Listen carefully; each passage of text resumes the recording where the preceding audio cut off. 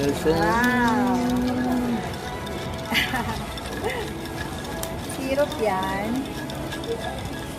Kape. Tignan mo, tikman mo din, baka mamaya. Baka sobrang tamis.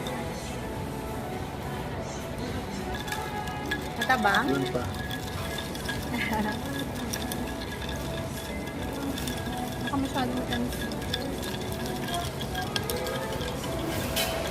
Iced coffee, guys. May iced coffee na pala dito Iced sa... coffee. Parang dati walang iced coffee dito sa Kales. Kulang pa. Nag-date po kami ni Edsel. Dito sa SLEX. Takto lang talaga po. Dito sa SLEX.